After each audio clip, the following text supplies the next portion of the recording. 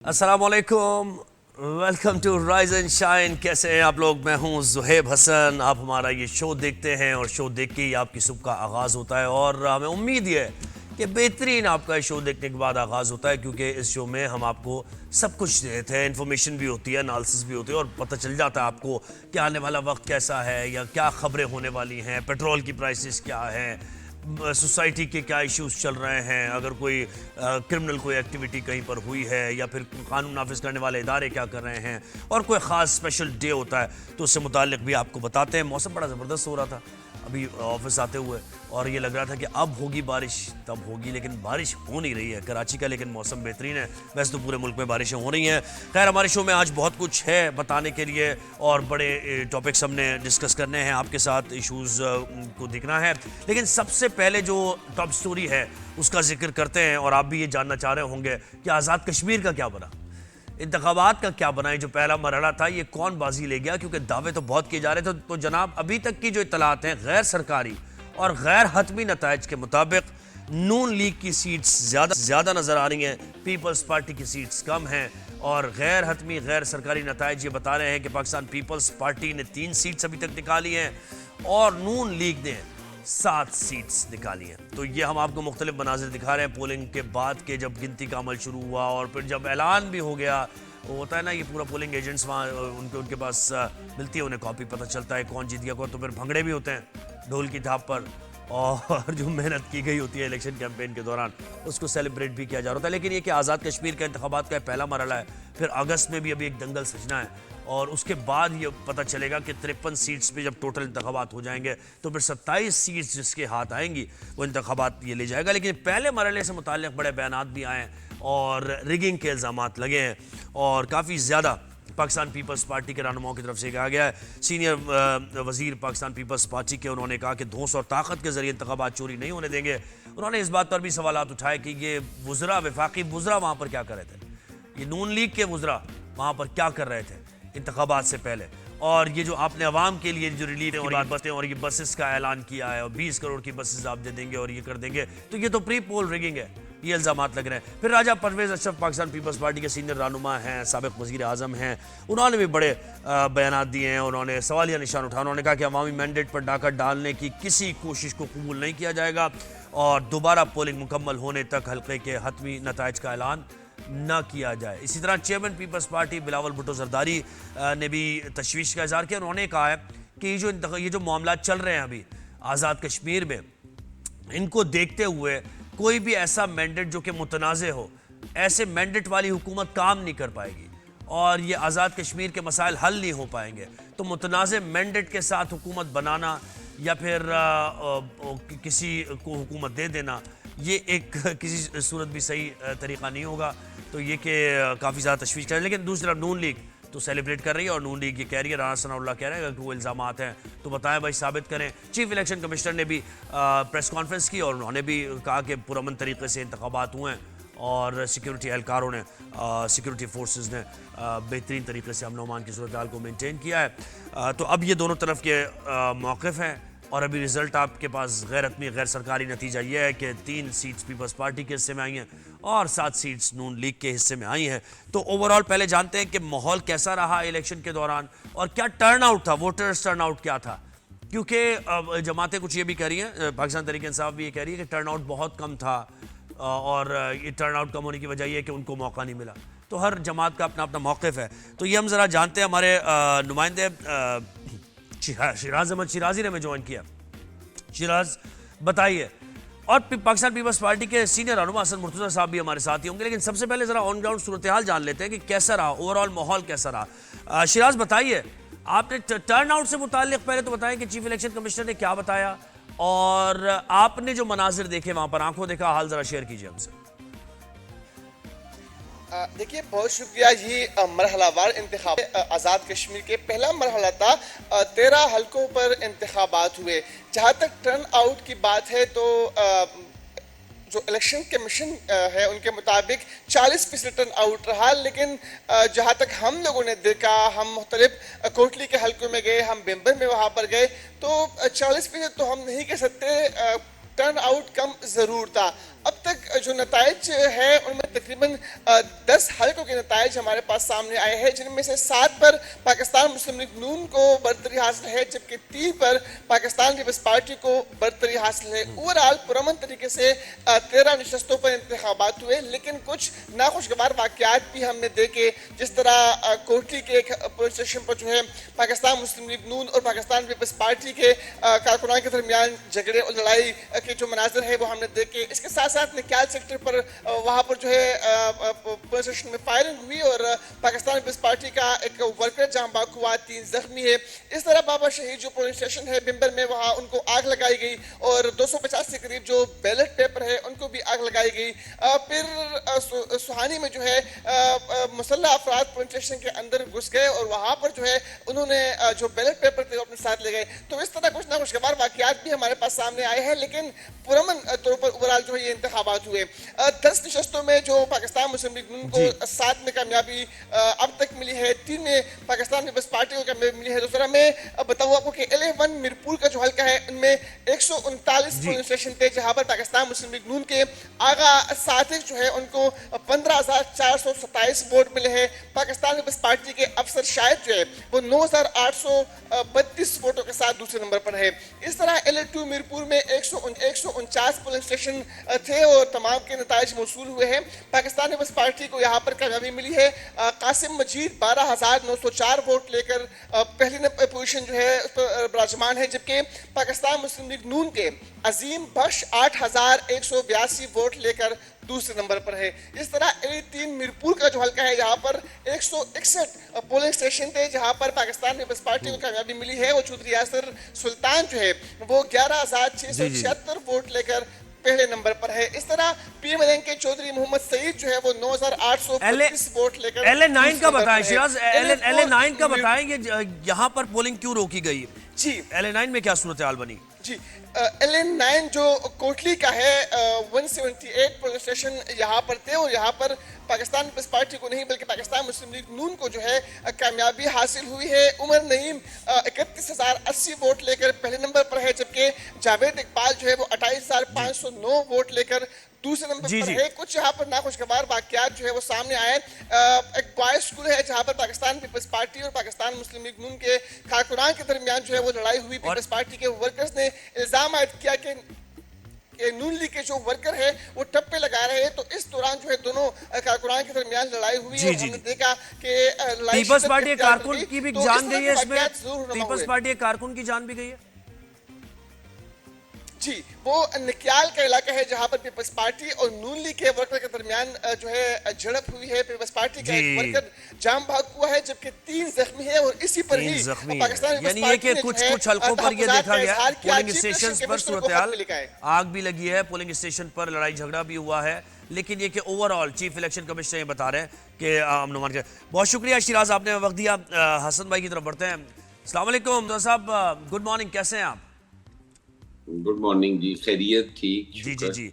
असल में मुझे बताएं कि क्या तहफ़्फ़ुज़ात हैं, क्या शिकवे, क्या गिले हैं आपको? ये राजा परवेज़ अशरफ बड़े सख्त बयान दे रहे हैं, पीपल्स पार्टी मुतमईन नहीं है इन इंतखाबात से, जो रिजल्ट अभी तक आए हैं गैर हतमी गैर सरकारी।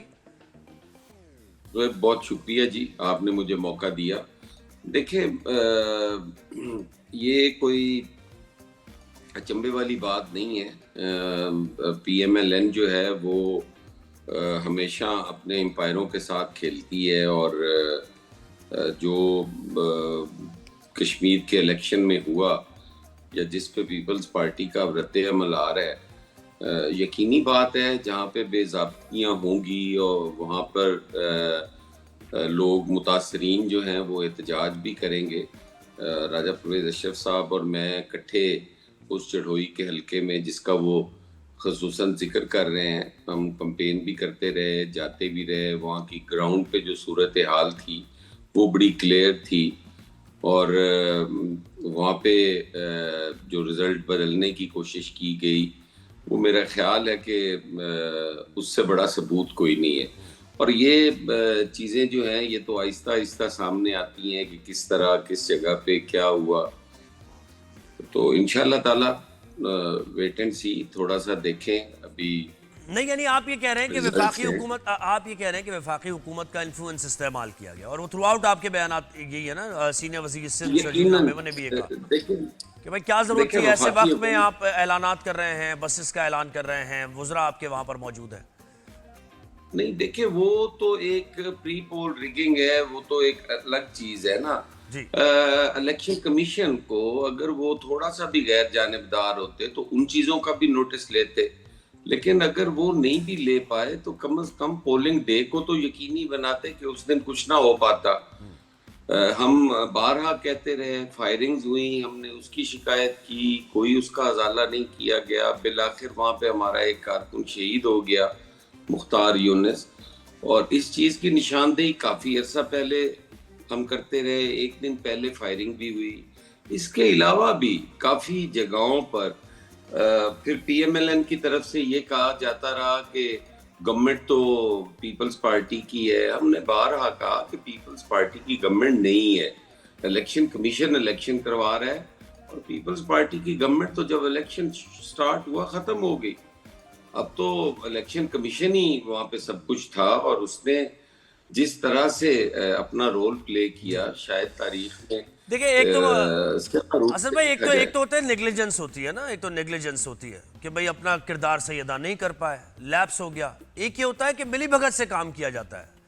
तो ये आप उनकी मेलाफाइडी है, मेलाफाइडी है ये इसमें? ये- अच्छा अच्छा, यानी आप ये कहना चाह रहे हैं हाँ, मेलाफाइडी है। ये नेग्लिजेंस नहीं है, ये तो तनिष्ठा तौर पे किया गया है, और सारा कुछ जो है उसको रिजल्ट्स बदले गए हैं अपने मतलूबा नताइज लेने के लिए, और ये पाकिस्तान के लिए बेहतर नहीं है। आप अगर पाकिस्तान में बैठकर इन स्टेट्स का फैसला करेंगे तो उससे फेडरेशन कमजोर होगी। ये कोई हालात नॉर्मल हालात नहीं है कश्मीर के अंदर इस वक्त। कश्मीरी जो है वो सड़कों पे निकले हुए हैं, और अगर उनके मैंडेट का एहतराम ना किया गया तो शायद ये इसके बुरे असरात मुरतब होंगे आने वाले टाइम वो में। तो देखे ना, उससे हमारे मुतालिक लिए सड़कों वाली जो बात है ना, उससे मुतालिक तो हुकूमत का मौक़िफ़ आपके सामने ही है ना। वो तो मुर्तज़ा भाई, वो तो हसन भाई, ये ढकी छुपी बात तो नहीं है ना। तो वो तो बात आप देखिए उनका मौकफ जो भी है वो अपने मौकफ के साथ रहे, हमें उनसे लेना देना नहीं है। हम तो पाकिस्तान के लिए बात करते हैं ना, हम तो कश्मीर के लिए बात करते हैं। अगर उन मुश्किलात में इजाफा हो तो मेरा नहीं ख्याल भी वो किसी भी गवर्नमेंट के लिए बेहतर होता है। तो असल आपका People's आपका Party अब में लाइन से- ऑफ एक्शन क्या है? प्लान ऑफ एक्शन आपका क्या है? कोई प्रेस कॉन्फ्रेंस आप करेंगे बाकायदा तौर पर, इसको इलेक्शन को रिजेक्ट करेंगे? यकीनन यकीनन उस पर प्रेस कॉन्फ्रेंस भी होगी, उसके सारे हकायक आज हम अब बस लगे हुए हैं। आज जैसे ही कोई नताइज आते हैं, जैसे ही देखते हैं, तो उसके बाद पीपल्स पार्टी उस पर अपना लाए अमल देगी। आपकी असेसमेंट क्या थी ये- अपने बारे में? पीपल्स पार्टी के बारे में असेसमेंट आपकी क्या थी?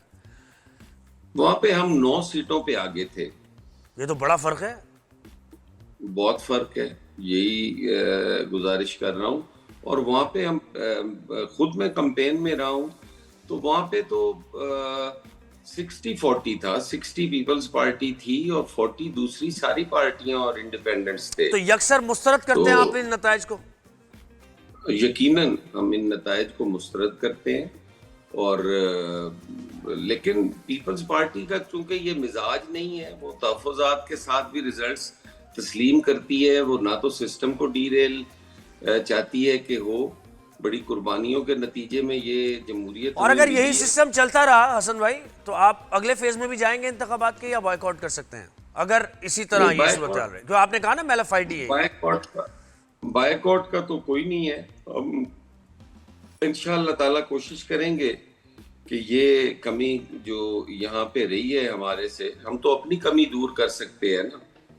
हम दूसरों की कमी में तो इजाफे में तो कमी नहीं कर सकते, लेकिन अपनी जो कमी है उसको कोशिश करेंगे कि दूर करें। नहीं, और आपकी मज़ीद कमी जो तो है आपकी कमी क्या, आप कह रहे हैं 9 सीटें आपके पास थी, ये तो बिल्कुल ही समझे नॉर्थ और साउथ नहीं, की हम मुख्तलिफ। उनको अगर ऐसा ही होता अगर है हम- अगस्त में भी, और देखिए चीफ इलेक्शन कमिश्नर भी यही है, सेटअप भी यही होगा, आपके कहने से चीफ इलेक्शन कमिश्नर भी चेंज नहीं हो जाएंगे, उनकी टीम भी चेंज नहीं हो जाएगी, सारी सूरत हाल वही रहेगी, तो उसके बावजूद आप कंटेस्ट करेंगे इंतखाब? नहीं, इंतखाबात तो हम कॉन्टेस्ट करेंगे। वो तो हमने 185 में गलती की थी बायकॉट वाली, तो हमने तो उसकी भी माफी मांगी थी कौम से कि वो हमारे से गलती हुई थी। सही। और आज ये उन्हीं गैर जमाती इंतखाबात की पैदावार है सारी। तो कौन कौन से जो फोरम्स आप जिनकी यूटिलाइज करेंगे हसन भाई? अदालती फोरम? हम तमाम फोरम्स जो हैं उनका दरवाजा खटखटाएंगे। बाकी फोरम्स का क्या बनता है, फोरम्स पे तो हम पहले पंजाब में भी कई लोग जो हैं वो पिटीशंस लेके गए हुए हैं जिनकी आज तक 2.5 साल से समाअत ही नहीं हुई। तो एहतजाज का फोरम यूज करेंगे अपनी अवामी ताकत दिखाने का, कोई जलसे, कोई स्ट्रीट देखें ये अभी कबल अज वक्त होगा। इस पे यकीनन पार्टी फैसला लेगी, हमारी सीईसी होगी, हमारे सारी फोरम जो पार्टी के हैं वो मौजूद हैं, उन पे ये सारा मुत्तफिका फैसला होगा। लेकिन इतना है कि हम चुप करके तो नहीं बैठेंगे, उस पे हम अपनी पूरी जद्दोजहद और पूरी कोशिश करेंगे। सही। हसन भाई बहुत शुक्रिया, आपने वक्त दिया हमें। अब हमें एक ब्रेक लेना है यहाँ पर राइज एंड शाइन में, और ब्रेक के बाद हम वापस मामलात की बात करेंगे। कुछ सियासी मामलात भी, हीटेड आर्गुमेंट जारी है और ज़रा सा टग ऑफ वॉर में इजाफा हो गया है कुछ जमातों के दरमियान, तो वो हम बात करेंगे। एक ब्रेक के बाद वापस आते हैं।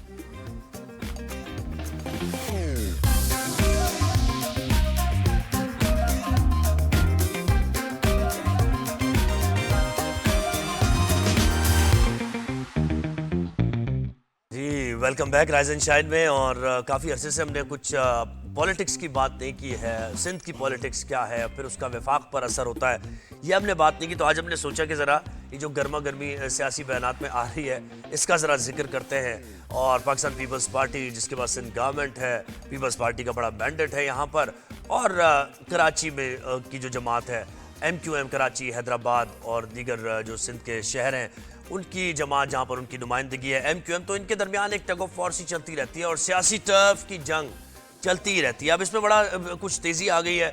MQM ये कह रही है कि वो आईनी तहरीक चलाने जा रहे हैं, सड़कों पर निकलेंगे, और इसके साथ साथ फंड्स जो पीपल्स पार्टी को मिल रहे हैं, सिंध गवर्नमेंट को मिल रहे हैं, उस पर भी उन्होंने कहा कि इतने सारे ये जो फंड्स मिल रहे हैं कराची को उसका शेयर ही नहीं दिया जा रहा। फिर उन्होंने कहा है कि इंतज़ामी बुनियादों पर हम ये आईनी तहरीक चला रहे हैं और इसका मकसद ये है कि इंतज़ामी बुनियादों पर नए सूबे सिंध में बनाए जाएं, नए सूबों का क़याम। तो ये MQM अभी पीपल्स पार्टी को अंडर प्रेशर, और असेंबली में भी आप अक्सर देखते हैं कि बड़े तुंदो तेज़ बयान चल रहे होते हैं। अब पीपल्स पार्टी इस पर रिस्पॉन्ड कर रही है और इतना कोई उस नहज पर जाकर रिस्पॉन्ड नहीं कर रही, लेकिन पीपल्स पार्टी ये कह रही है कि MQM के अंदर अपने जो इख्तलाफात हैं उन इख्तलाफात को छुपाने के लिए MQM ये पीपल्स पार्टी पर तनकीद कर रही है, वरना होना कुछ भी नहीं है MQM का, क्योंकि इस वक्त वो तफरीक का शिकार है, फ्रेगमेंटेड है सारे, और एक दूसरे के खिलाफ उनके कन्वीनर और डिप्टी कन्वीनर आपस में लड़ रहे हैं। मुस्तफ़ा कमाल के बयान आप देखते हैं कि वो मुतमईन नहीं है क़यादत के साथ, और वक्तन फ़वक्तन इस किस्म की सूरत हाल बनती है कि लगता है जैसे मुस्तफ़ा कमाल शायद क़यादत उनके हवाले हो जाएगी और ये जो अभी जो क़यादत कर रहे हैं वो पीछे हट जाएंगे। तो ये मामलात MQM के अंदर भी चल रहे हैं। अब ये किस तरफ जाएंगे ये देखना पड़ेगा। पाकिस्तान पीपल्स पार्टी और MQM के मामलात कहाँ तक पहुँचेंगे, क्या ये सिर्फ सियासी बयानात ही हैं? क्योंकि देखिए मुतालबा तो बड़ा है कि नए सूबों के क़याम हो और उसके लिए सड़कों पर एहतजाज। अब सड़कों पर एहतजाज के लिए आपके पास स्ट्रीट पावर होनी चाहिए, आपके पास लोगों का साथ होना चाहिए कि अगर आप सड़क पर निकलें तो साथ देने के लिए लोग भी मौजूद हों, और फिर हुकूमत किस तरीके से उस एहतजाज को टैकल करेगी उस टैकल करने का भी टेम्परामेंट आपके अंदर होना चाहिए। तो क्या MQM इस पोजीशन में है या नहीं है? ये सीरियस बयान आते हैं, सीरियसली इनको लिया जाए, या फिर ये बयानबाजी है सिर्फ पब्लिक कंजम्पशन के लिए, अपने वोट बैंक को मुतमईन करने के लिए कि देखिए हम तो आवाज़ उठा रहे हैं अपोजिशन की, इससे ज़्यादा ये कुछ नहीं है। तो ये ज़रा जानने की कोशिश करते हैं हम। तो अहमद ने हमें ज्वाइन किया जो कि डिप्टी पार्लिमानी लीडर है MQM की तरफ से, और हमें सादिया जावेद साहिबा ने ज्वाइन किया है, पाकिस्तान पीपल्स पार्टी की नुमाइंदगी कर रही हैं और स्पोक्स पर्सन सिंध गवर्नमेंट की भी। दोनों को वेलकम करते हैं। लेकिन सबसे पहले ताहा साहब से जाते हैं। ताहा साहब, ये जो बयानात आप दे रहे हैं, इस किस्म के बयानात पहले भी देते रहे आप, ठीक है, और उस पर अमली तौर पर कोई इक़दाम आपने नहीं किए, तो क्या इनको सिर्फ महज बयानात तक ही देखा जाए या फिर कुछ करने जा रहे हैं कंक्रीट आप इस बार? बिस्मिल्लाहिर्रहमानिर्रहीम। सबसे पहले तो आपका और आपके चैनल का बहुत शुक्रिया कि हमारा मौक़िफ़ जानने के लिए आपने अपने प्रोग्राम में मदऊ किया।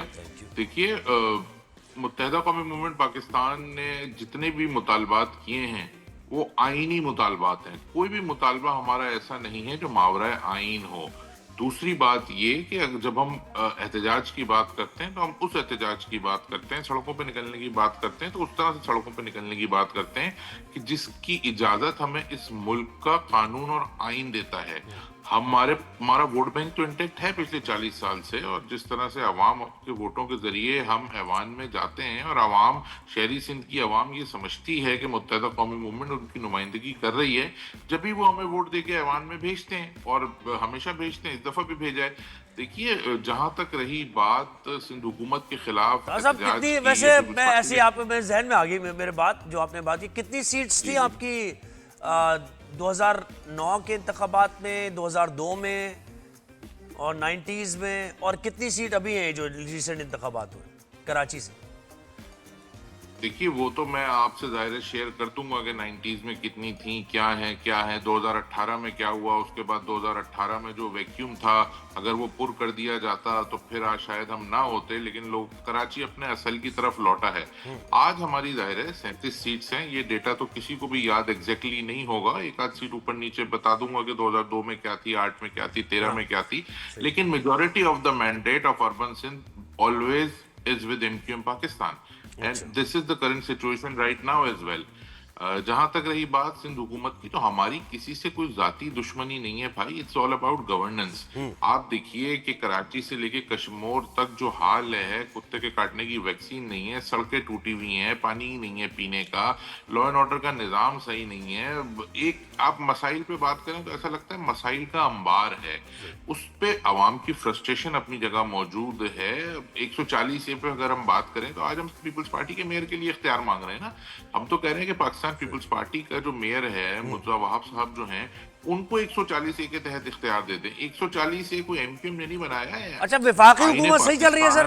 विफाकी हुकूमत सही है? मैं अपनी बात मुकम्मल कर लूं। नहीं, मैं उसमें थोड़ा सा पूछना चाह रहा हूँ ना, मेरे सवालात उसी आपकी बात में ही आ रहे हैं। विफाकी हुकूमत ठीक चल रही है सर? देखिए, वफाकी हुकूमत के खिलाफ जब जहां जो एहतजाज होता नहीं सर, वजारतें आपने ली हुई है ना, एहतजाज की बात नहीं है ना, वो सही चल रही है हुकूमत विफाकी, आप मुतमईन है, बस कह दें आप।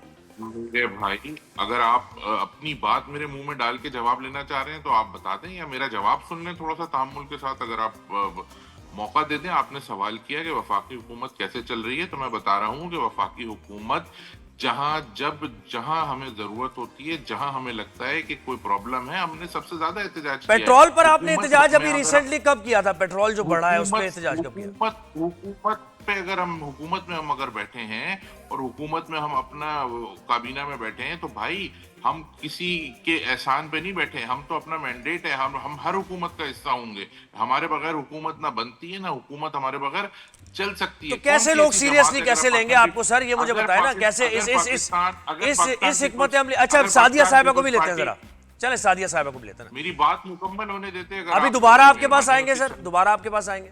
सादिया साहिबा, आप मुझे बताएं, वो ये कह रहे हैं कि हमारे बगैर हुकूमत नहीं बनती और हमारा मैंडेट है, तो हम विफाक में बैठे हैं, और सिंध की, हाँ जहाँ तक बात है, बहुत बुरे हालात है सिंध में और हम एहतजाज करेंगे अब सड़कों पर। Thank you very much. जी सादिया, बताएं क्या हिकमत अमली आपकी भी है, क्योंकि नासिर हुसैन शाह भी कह रहे हैं वजारतों का, उन्होंने कहा कि विफाक में मजे ले रहे हैं, तो आप हकीकी कोई यहाँ के नुमाइंदे नहीं हैं। बिस्मिल्लाहिर्रहमानिर्रहीम। Thank you very much. पहले तो मैं कहूंगी अपने भाई ताहा को कि ये तो क्लियर करें कि ये कौन से ग्रुप में है, इसलिए कि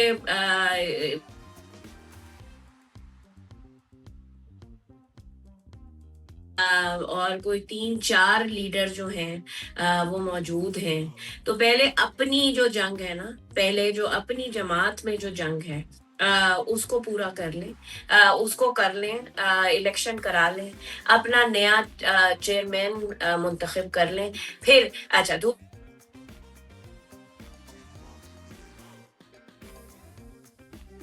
90 में कितना मैंडेट मिला, 88 में कितना मिला, 2000, तो भाई उस जमात से तो इनका कोई ताल्लुक ही नहीं है, इनको तो कोई मैंडेट नहीं मिला। 2018 में जो है ये कहते हैं कि जी हमसे मैंडेट छीना गया, चलो जी मान लिया, 2024 में भी इनको मैंडेट नहीं मिला था। जी ता भाई, मुझे बताएं कि अब ठीक है, आपने ऐलान कर दिया कि आप सड़कों पर आएंगे, अभी कोई बाकायदा तौर पर आप कोई प्रेस कॉन्फ्रेंस करेंगे, बताएंगे कि किस डेट को निकलना है आपने, फिर क्या मुख्तलिफ इलाकों में जलसे होंगे, क्या कोई खाका बनाया गया इसका, किस तरीके से एहतजाज होगा? देखिए, आपने देखा होगा कि जिस तरह हम हैदराबाद का दौरा किया, टंडो यार का दौरा किया, मीरपुर खास का दौरा किया और लोगों की जो वालेहाना मोहब्बत और वालेहाना इस्तकबाल हमें मिला है, उससे पता चल रहा है कि एक बहुत बड़ा वैक्यूम मौजूद है और लोग बदजन हैं, बददिल हैं सिंध हुकूमत की कारकर्दगी से।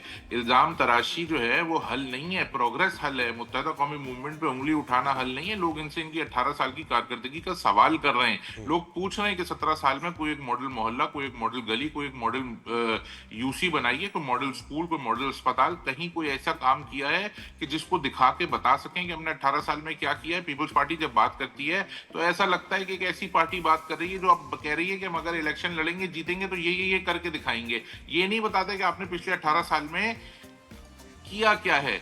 हम ये समझते हैं कि मुत्तहदा कौमी मूवमेंट पाकिस्तान ही कराची की शहरी सिंध के लोगों के मसाइल का हल कर सकती है। इस शहर में, इस सूबे में जितना जैसा और जो काम हुआ है मुत्तहदा कौमी मूवमेंट के मुख्तलिफ अदवार में हुआ है। हम हमारे साथ अवाम है, इंशाल्लाह आप देखेंगे कि हम सड़कों पे निकलेंगे और अपने जितने आईनी मुतालबात हैं वो पूरे करवाएंगे। अगर हम सूबा बनाने की बात करते हैं तो भाई सूबा बनाने की बात हम आइन के आर्टिकल 239 सेक्शन 4 के तहत करते हैं। ये वो आइन है पाकिस्तान है जो जुल्फिकार अली भुट्टो साहब के दौर में लिखा गया था। अगर पीपल्स पार्टी को इतनी तकलीफ है तो भुट्टो साहब ने क्यों नहीं उस वक्त लिखा कि पूरे पाकिस्तान में सूबे बन सकते हैं सिवाय सिंध के, क्योंकि सिंध धरती माँ है। जिस सिंध को ये धरती माँ क्लेम करते हैं उसमें सिस्टम चला रहे हैं, उसमें प्राइवेट ठेकेदार बैठ के पूरा सूबा चला रहे हैं। लेकिन ताब भाई एक प्रॉब्लम पता है इसमें क्या है? जरिए बेचा जा रहा है। इसमें प्रॉब्लम ये है पीपल्स पार्टी की सिंध से मोहब्बत जी ताब भाई, इसमें प्रॉब्लम पता है क्या है? इस सेटअप में क्यों नहीं रोक रहे प्राइवेट? इस सेटअप में प्रॉब्लम ताब भाई ये है कि सब इंटेंगल्ड है। ताब भाई एक इस ये जो सेटअप है ना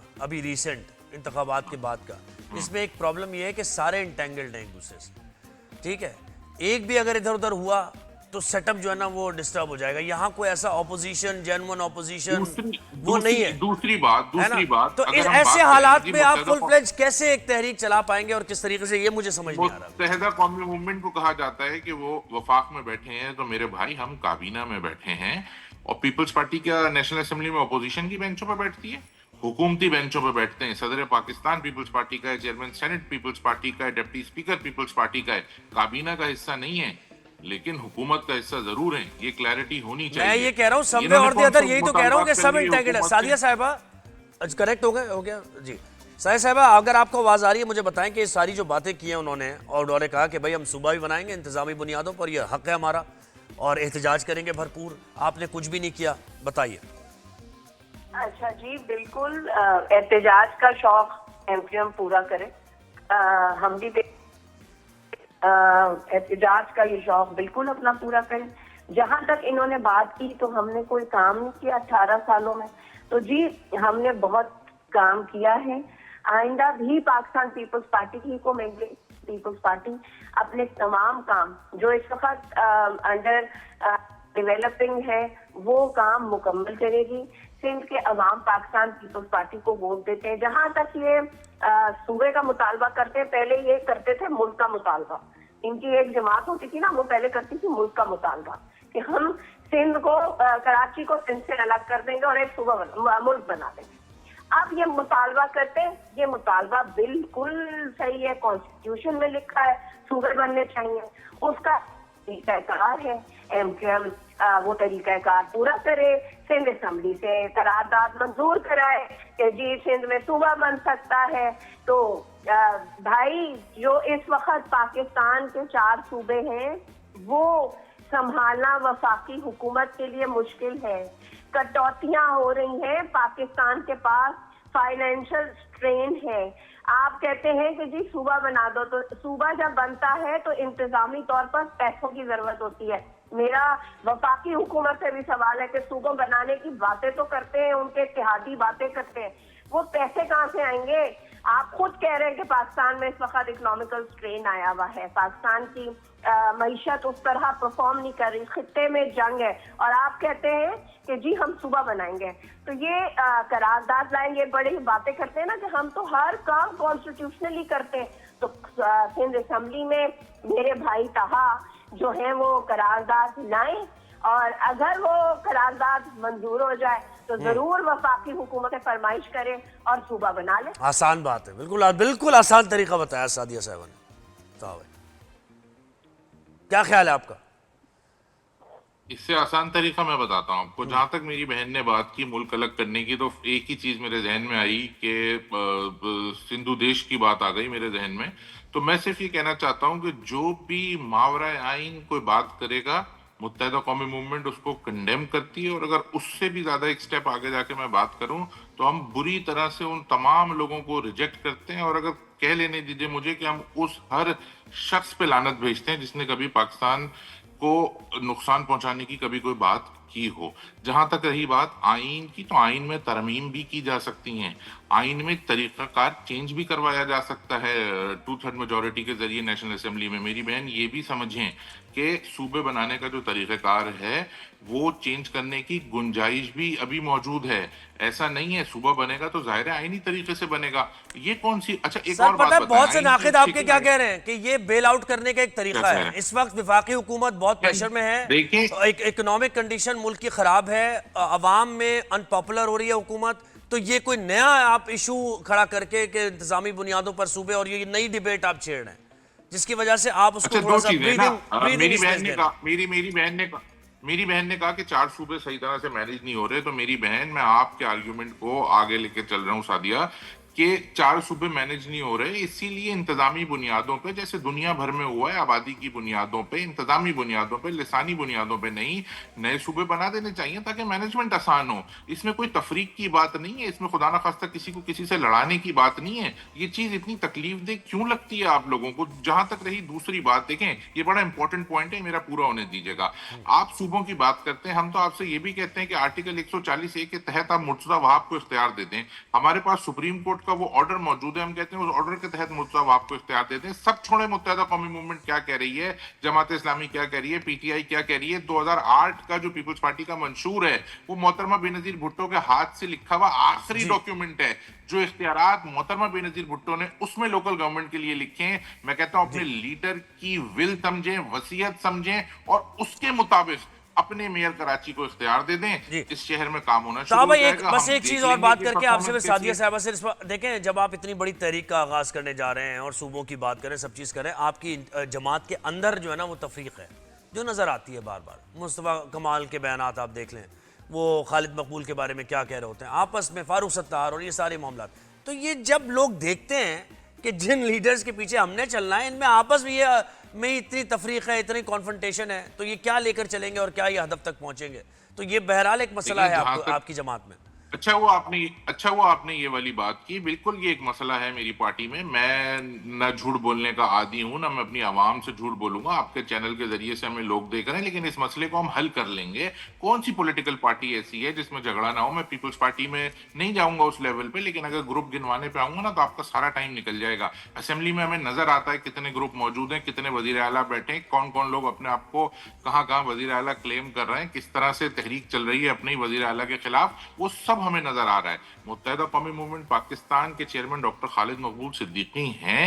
मुत्तहिदा कौमी मूवमेंट मजबूत, मुनज़्ज़म और मुत्तहिद है उनकी लीडरशिप के नीचे, जिसका मुजाहरा आपने अभी अर्बन सिंध, टंडो अलायार और मीरपुर खास में देखा। और आने वाले दिनों में आप देखेंगे कि खालिद मकबूल सिद्दीकी की लीडरशिप के अंडर में ही मुत्तहिदा कौमी मूवमेंट अपने लोगों को हुकूक दिलाने में कामयाब होगी, अलॉन्ग विद मुस्तफा कमाल। ठीक है, अच्छा सादिया साहबा, अब आप क्या रिस्पॉन्ड करना चाहेंगी? ये तो किसी सूरत नहीं मान रहे हैं, और ये आपकी असेंबली में रेजोल्यूशन की उन्होंने ऑप्शन को नहीं उन्होंने माना है। वो कह रहे हैं नहीं, हमारे पास बहुत सारे तरीके हैं इसके अलावा। होंगे हाल में जो इनकी तारीख रही है वो सब जानते हैं। पाकिस्तान पीपल्स पार्टी सिंध की आवाम, चाहे वो अर्बन सिंध हो चाहे रूरल सिंध हो, सिंध के साथ खड़ी है। इंतखाबात देखें, बहुत छोटे इंतखाबात हुए थे बल्दियाती, उससे इन्होंने जो है वो रिस्ट्रेन किया था।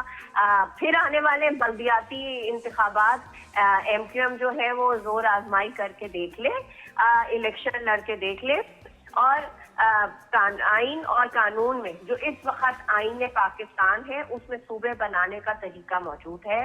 उसी तरह सूबा बन सकता है। ये अगर इनमें तो कह रही हूँ वफाकी नेशनल असेंबली में भी ये कहते हैं ना हमारे बगैर हुकूमत नहीं बन सकती है, तो ये जो इनको घमंड है अल्लाह ताला तोड़ेगा। वो वक्त आएगा, एक वक्त था ना कहते वजीर आला हलफ नहीं उठा सकता, तो अल्लाह की शान देखें कि पाकिस्तान पीपल्स पार्टी का वजीर आला 2/3 अक्सरियत के साथ मुराद अली शाह साहब बैठे। वफाक में भी वो वक्त आएगा अगले इंतखाबात में जब इनकी जरूरत नहीं होगी, ये अपना शौक पूरा करें। पाकिस्तान पीपल्स पार्टी हमेशा ये बात करती है, मैं पाकिस्तान पीपल्स पार्टी के मेंबर की हैसियत से बात कर रही हूँ, सिंध ना तकसीम हुआ है, ना सिंध तकसीम होगा और ना हम आइंदा सिंध तकसीम देंगे।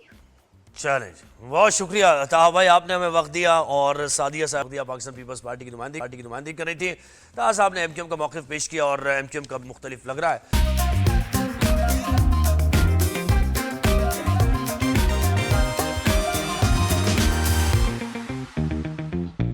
Welcome back. कुछ पाकिस्तान क्रिकेट की बात करते हैं। वेस्ट इंडीज़ का दौरा पाकिस्तान क्रिकेट टीम कर रही है और पहला टेस्ट जारी है। बड़ा दिलचस्प पहला टेस्ट मराइल में दाखिल हो गया है। दूसरी इनिंग्स में वेस्ट इंडीज़ ने पाकिस्तान के खिलाफ दूसरी इनिंग्स में 7 विकेट पर 126 ही आप विकेट्स देख रहे हैं, 126 रन बना लिए। मेज़बान टीम की मजमूई बरतरी 155 रन हो गई। अब ये तीसरे दिन का खेल है, अब देखना यह है कि 155 रन की बरतरी हो गई है और अभी ये तीन जो विकेट्स बची हैं, तो इन 3 विकेट्स में कितना टोटल मजीद वेस्ट इंडीज़ जोड़ता है। अगर ये 200 से ऊपर हो जाता है टारगेट, तो पाकिस्तान के लिए मुश्किल ये हो जाएगा काम। पहली इनिंग्स में तो पाकिस्तान ने अच्छा परफॉर्म किया था और पाकिस्तान के बैट्समैन जिनसे ज़्यादा उम्मीद नहीं की जा रही थी लेकिन अच्छा खेले थे। लेकिन पहली इनिंग वेस्ट इंडीज़ ने भी अच्छी खेली। शे होप ने ज़बरदस्त 92 रन बनाए और केमन होज उन्होंने 84 रन बनाए और इसकी वजह से वेस्ट इंडीज़ ने 311 रन बनाए। अच्छा, मोहम्मद अब्बास से बहुत उम्मीदें की जा रही हैं क्योंकि अब्बास वो बॉलर है जो कि ज़रा सी अगर विकेट में थोड़ी सी जान है और बॉलर्स के लिए कुछ है तो अब्बास सही जगह पे पिच करा के बॉल को स्विंग करता है। लेकिन पहली इनिंग्स में मोहम्मद अब्बास की विकेट्स 3 रही और पिक ऑफ द बॉलर वो रहे और बहुत अच्छा उन्होंने परफॉर्म किया। फिर खुरम शहजाद ने 2 विकेट्स हासिल किए और मोहम्मद अली ने 4 विकेट्स ली, तो मोहम्मद अली ने भी अच्छा परफॉर्म किया। अच्छा जी, फिर पाकिस्तान की जब पहली इनिंग्स आई दोबारा, तो पाकिस्तान की तरफ से इमामुल हक, जिनके बारे में जिनको बहुत तनकीद जिन पर की जाती है कि भाई ये तो पर्ची है, पर्ची के नारे लगते हैं, हालांकि ऐसा करना नहीं चाहिए और उन्होंने टीम में अपनी जगह बनाई है। लेकिन खैर उन्होंने 63 रन बनाए पहली इनिंग्स में। और शान मसूद जो कि फेल होते जा रहे थे, बार बार कम बैक करते हैं टीम में, बार बार फेल होते हैं, एज अ कैप्टन भी फेल होते हैं, लेकिन अब एज अ कैप्टन नहीं खेल रहे, बाबर की कप्तानी में खेल रहे हैं। तो शान मसूद ने 109 रन की इनिंग खेली, सेंचुरी बनाई शान मसूद ने और पाकिस्तान ने 82 रन बनाए पहली इनिंग्स में। अच्छा जी, फिर उसके बाद जब दोबारा वेस्ट इंडीज़ खेलने आई तो वहां से मैच हुआ दिलचस्प। अब वेस्ट इंडीज़ की 7 विकेट्स गिर गई हैं 126 रन पर और अभी देखना यह है कि वेस्ट इंडीज़ कितना स्कोर जोड़ती है। और अगर ये मैंने कहा ना जैसे अगर 250 के करीब अगर टारगेट पाकिस्तान को मिल जाता है तो फिर ज़रा थोड़ी डिफ़िकल्ट सूरत हाल हो जाएगी क्योंकि पाकिस्तानी बैट्समैन ज़रा सा स्ट्रगल करते हैं अगर बॉल मूव कर रही है या आखिरी दिन या चौथे दिन, क्योंकि वेयर टेयर होता है विकेट पे, तो स्पिनर्स बहुत कारआमद होते हैं और स्पिनर्स की बॉलें जब घूमती हुई आती हैं तो घबराहट सी हो जाती है तारी।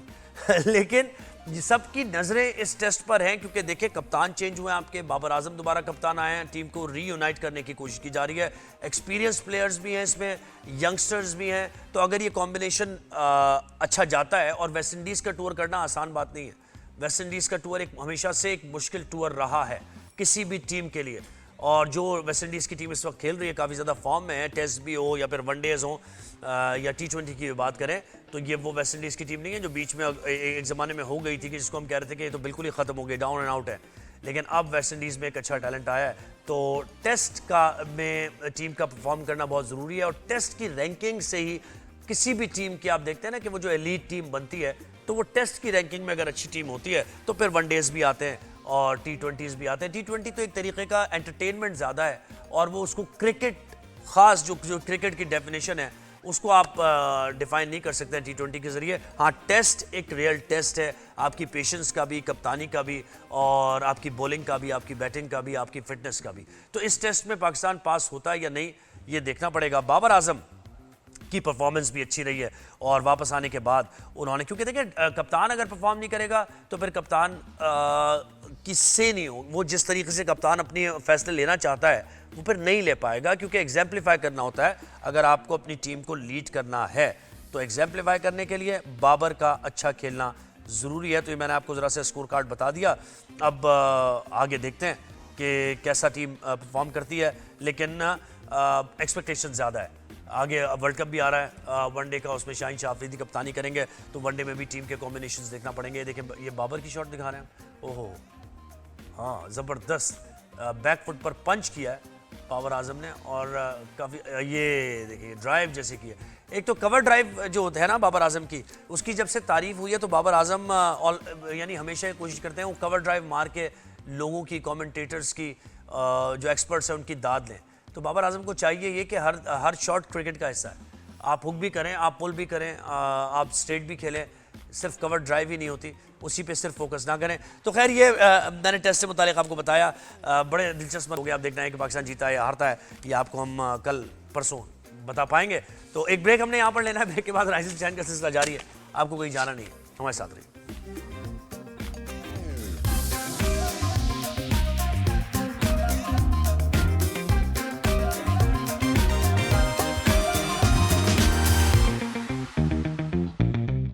वेलकम बैक राइजिंग शाइन में एक बार फिर खुश आमदेद। और ईरान और यूएस की अगर हम बात करें तो इसमें अभी ज़रा कुछ ज़रा सा सुकून आया है।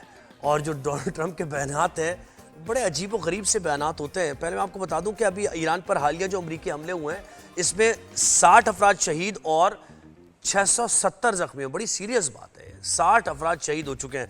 और अभी रिसेंट बयान आप देखें डोनाल्ड ट्रंप का, वो कह रहे हैं कि ईरान से अच्छे और दोस्ताना माहौल में मुज़ाकरात जारी है। अब पता नहीं ये फ्रेंडली और ये इसकी मीनिंग मुझे नहीं पता क्या है और क्या इसका तर्जुमा किया गया है।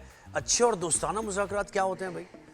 यानी ये इस तरह होते हैं कि एक दूसरे पर हमले किए जा रहे हों और शदीद हमले किए जा रहे हों, जहाँ पर जानी नुकसान भी हो रहा हो, जहाँ माली नुकसान हो रहा हो, जहाँ आप ये कह रहे हो कि इंफ्रास्ट्रक्चर को निशाना बनाएंगे, जहाँ शहरी आबादी तक की बात हो रही हो वहाँ भी हमले किए जा रहे हों। स्ट्रेट ऑफ होर्मुज़ की सूरत हाल आप देख रहे हैं, शिप्स पर हमले किए जा रहे हों, और वहाँ पर आज के दिन डोनाल्ड ट्रंप कह रहे हैं कि अच्छे और दोस्ताना मुज़ाकरात जारी है। तो ये समझ से बाहर है कि ये बयान क्या है।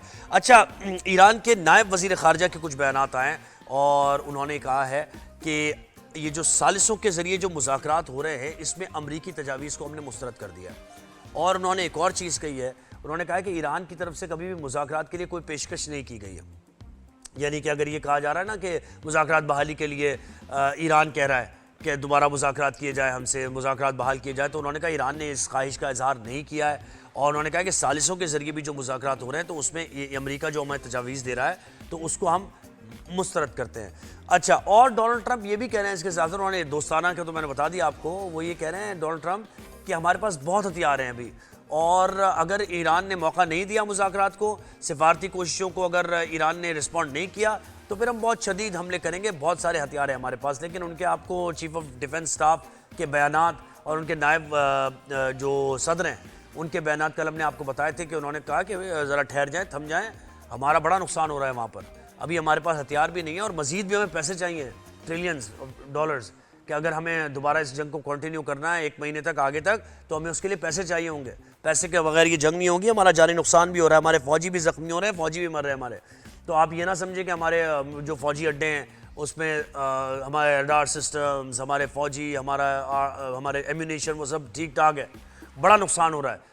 जैसे जैसे आप हमला करते हैं वैसे ईरान रिटेलिएट करता है और काफ़ी ज़्यादा हमला हो रहा है। अच्छा, अब ये जो जंग रुकी है तो इस जंग के रुकने के बाद बरतानवी खाम तेल की कीमत में $7.97 फ़ी बैरल की कमी आ गई है और बरतानवी ब्रेंट क्रूड ऑयल $88.81 फ़ी बैरल हो गया। ठीक है जी। और अमरीकी खाम तेल की कीमत में $6.61 फ़ी बैरल कमी आई है और $82.70 फ़ी बैरल पर फ़रोख्त हो रहा है। तो ये तो ईरान और यूएस की टेंशन की वजह से जो ये सारा लिंक अप है सारा मामला, तो जब जंग रुकती है तो इंटरनेशनल मार्केट में पेट्रोल प्राइसेस गिरते हैं। अच्छा, हमें इसका फ़ायदा कुछ ये होगा और हम डिमांड कर सकेंगे पाकिस्तान में, क्योंकि अब रोज़ाना की बुनियाद पर ये कमी और ज़्यादती होगी ना इंटरनेशनल मार्केट को देखते हुए, तो पाकिस्तानी मार्केट में भी अब तेल मज़ीद हुकूमत ने पेट्रोलियम मसनूआत की नई कीमतों का ऐलान किया है और ₹3.37 फ़ी लीटर इजाफा किया है हाई स्पीड डीजल की कीमत में, और पेट्रोल की कीमत में ₹1 फ़ी लीटर कमी कर दी गई है। पेट्रोल की नई कीमत हो गई है ₹334.18 और हाई स्पीड डीजल की कीमत में ₹3.37 फ़ी लीटर इजाफा किया है। अच्छा, ये तो हमारा लिंकअप हो गया इंटरनेशनल मार्केट से तेल की कीमत है। एक और पेशरफ्त ये हुई है कि फील्ड मार्शल सैयद आसिम मुनीर से अमरीकी कांग्रेस के वफ्द की मुलाकात हुई है, और वो ज़रा मुनाजिर, आप अगर आपके पास फुटेज है तो चेंज करें जी। तो ये मुलाकात हुई, इसमें बाहमी दिलचस्पी, इलाकाई सलामती, दिफाई ताउन और इक़्तिसादी रवाबित के फ़रोग़ पर तबादला ख्याल किया गया, और फील्ड मार्शल ने पाकिस्तान की वसी इक़्तिसादी सलाहियतों को उजागर किया है। और हमेशा ही फील्ड मार्शल सैयद आसिम मुनीर जहाँ जहाँ बात करते हैं वो ये कहते हैं कि ये बड़ा it's a land of opportunities Pakistan, और इतने ज़्यादा यहाँ पर रिसोर्स है, मिनरल रिसोर्स की हम बात करें, सलाहियतें बहुत हैं, ह्यूमन रिसोर्स हमारे पास बहुत स्किल्ड है, ज़बरदस्त है, तो बस इसको चैनलाइज करने की ज़रूरत है, इसको बेहतर करने की ज़रूरत है। और इसीलिए अमन अमान की सूरत हाल और ये अपनी ये जो सिक्योरिटी सूरत हाल है इस पर बहुत ज़्यादा फोकस किया जाता है, ताकि जैसे जैसे आम मज़ीद आता जाएगा तो हमारी मुआशी जो एक्टिविटी है वो भी बढ़ती जाएगी। इसलिए मुलाकातें भी हो रही हैं, सिफारती रवाबित को मुख्तलिफ ममालिक से बढ़ाने की कोशिशें भी की जा रही हैं। तो ये सारा मंजरनामा मैंने आपको बता दिया, ईरान और यूएस की वॉर, और फिर ये फ्यूल प्राइसेस, मुख्तलिफ बयानात, और फिर पाकिस्तानी जो क़यादत है उनकी अहम तरीन मुलाकातें भी। हमें ज्वाइन किया है शाजिया अनवर चीमा साहिबा ने, जो कि IR एक्सपर्ट है। Shazia, morning, welcome to Rise and Shine, कैसी हैं आप? Good morning to you and your viewers. मैं बिल्कुल ठीक ठाक हूँ, and I was really enjoying your preamble, rather laughing कि आपकी कैपेसिटी जो है, the way you are doing international analysis, I wish I envy you that I would never be able to do that in that way. So nice of you. Less stressful. These are precious words from you. I'm really thankful to you. But चलिए, thank you. मुझे बताएं कि अब जो सूरत हाल जहां हम खड़े हैं इस वक्त, यहां से आगे क्या यूएस और ईरान की टेंशन में आप देख रही हैं? टेंशन एस्केलेट होते हुए देख रहे हैं आप ये मामलात, या फिर पीछे जाते हुए थोड़ा सा सुकून आ जाएगा? इसका एक तो ग्राउंड रियलिटी की बेस पे इसका एनालिसिस है और एक फिलोसॉफिकल एनालिसिस है। फिलोसफी को पहले डिस्कस कर लेते हैं कि इसका फिलोसॉफिकल व्यू पॉइंट ये है कि मॉडर्न वॉर्स जो हैं या कॉन्फ्लिक्ट जो हैं हमेशा एक निगोशिएटेड सोल्यूशन से ही उनका खात्मा होता है। तो निगोशिएशन की टेबल पे तो उन्होंने बैठना ही बैठना है, आज नहीं तो कल नहीं तो कुछ दहाइयों के बाद। ये हमारे पास फ्रेमवर्क नहीं है। ग्राउंड रियलिटी ये है कि चीज़ें एस्केलेट कर रही हैं, और एस्केलेशन के लैडर से दोनों ही पार्टीज पैर हटाने पे तैयार नहीं है। फुल थ्रॉटल जो हैं वो एस्केलेट कर रही हैं, और दोनों जो हैं उस एस्केलेशन के ट्रैप के अंदर इंट्रैप हो गई हैं। दोनों जो हैं वो अपनी वेंजेंस की, ब्लड गिल्ट की बात कर रही हैं। दोनों का जानी नुकसान भी हो रहा है। एक पार्टी रियलिस्टिकली ईरान के केस में वो बता रहे हैं कि उनकी कितनी वॉर कैजुअल्टीज़ हैं, अमेरिका छुपा रहा है, लेकिन और तेल की कीमतें तो आप ऑलरेडी बता चुके हैं कि वो ट्रंप के बयान के साथ जो है वो ऊपर नीचे जाती हैं। तो जो पॉज आता है वो सिर्फ इसलिए आता है कि मार्केट को स्टेबल करने के लिए, ख़ास तौर पे एनर्जी और ऑयल मार्केट को, तो एक घिसा पिटा सा पॉज जो है वो दे दिया जाता है, जिसको ईरान जो है वो इतना कोई खातर में भी नहीं लाता। लास्ट टाइम भी उसने कहा था कि पॉज वो होता है जो म्यूचुअली अंडरस्टैंडेबल हो, जिसमें दोनों पार्टी का कंसेंट शामिल हो। ये तो नहीं कि एक पार्टी थक जाए, वो कहे जी मेरी ब्रेक है, अब तुम लोग खेलते रहो, मैं कोने में बैठ के रेस्ट करने लगा हूँ। तो नहीं, खेल जारी रहता है अगर कोई एक जो है वो फरीक थक जाए तो। यही सूरत हाल अभी भी है। आज जो बहुत बड़ी डेवलपमेंट होने वाली है, नेतन्याहू जो हैं वो मिलने वाले हैं ट्रंप से, और उसकी जो मुलाकात है, अब देखें, है ये कि ट्रंप इस जंग में कूद पड़े हैं मेरी अंडरस्टैंडिंग के हिसाब से बगैर किसी वॉर प्लान के, और आगे चलते चले जा रहे हैं, और ईरान झुक नहीं रहा है। अब उनको समझ नहीं आ रही कि मेरे बयानात से झुकेगा, मेरी धमकियों से झुकेगा, ये कैरेट और स्टिक से झुकेगा, या मेरी बम्बार्डमेंट जो इनडिस्क्रिमिनेट है, जिसका कोई स्ट्रेटेजिक या मिलिट्री जो है उसकी कोई वैल्यू ही नहीं है।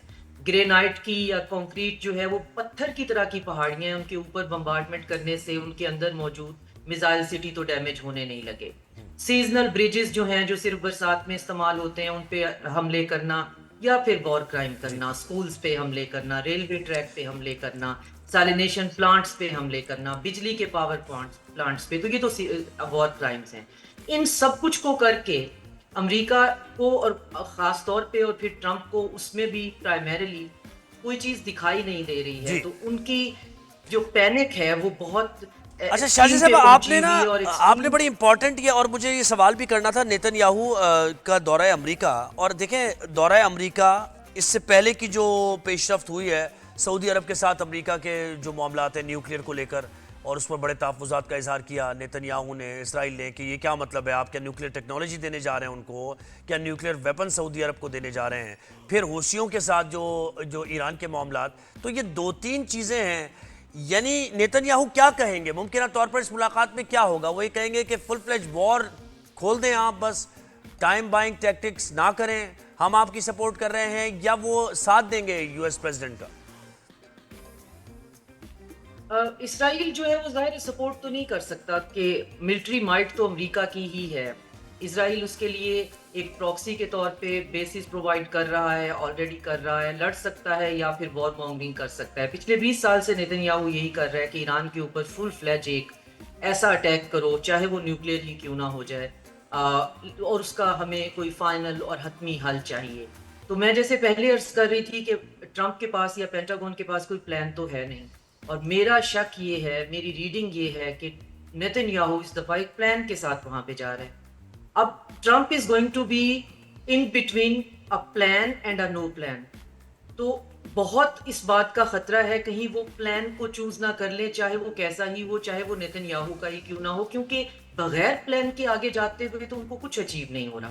बगैर प्लान के आगे जाते हुए तो ईरान बिल्कुल ब्लिंक नहीं कर रहा। हर दफा जो है वो ट्रंप को ही टाको करना पड़ता है, हर वीकेंड उन्हीं का टाको होता है, तो वो उसके हिसाब से वो बिल्कुल जो है वो चिकन आउट करते हैं, मार्केट को स्टेबल करते हैं, और फिर उसके बाद जो है जब वीकेंड गुजर जाता है तो फिर दोबारा कहते हैं। तो ये नेतन्याहू वहां पे कोई प्लान लेके जा रहा है, और उस प्लान के अंदर जो सिनिसिज्म की मुझे बू आ रही है वो है यूक्रेन की शमूलियत।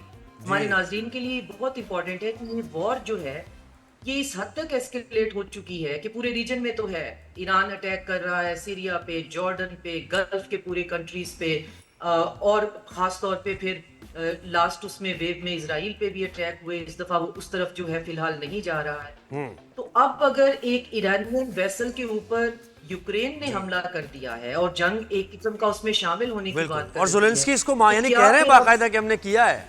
देखिए ना, एक ये होता है कि आप एक्सेप्ट, आप कहते हैं पता नहीं क्या हुआ ये, हमें नहीं पता, लेकिन एक तरफ ये है कि वो खुद कह रहे हैं उनके सरबराह क्या हमने किया है ये। बिल्कुल आप सही तरफ इशारा कर रहे हो। और वो ये क्यों कह रहा है? वो इसलिए कह रहा है कि वो पिछले 4 साल से कोशिश कर रहा है कि आप उससे एक प्रॉक्सी वॉर लड़वा रहे हैं। आपने 40% उसकी मेल पॉपुलेशन उस मुल्क की खत्म कर दी है। 35% उनका जो लैंड मैस है वो रशिया के कब्जे में आ चुका है। वो कीव्स के दरवाजे पे पहुंचा हुआ है रशिया।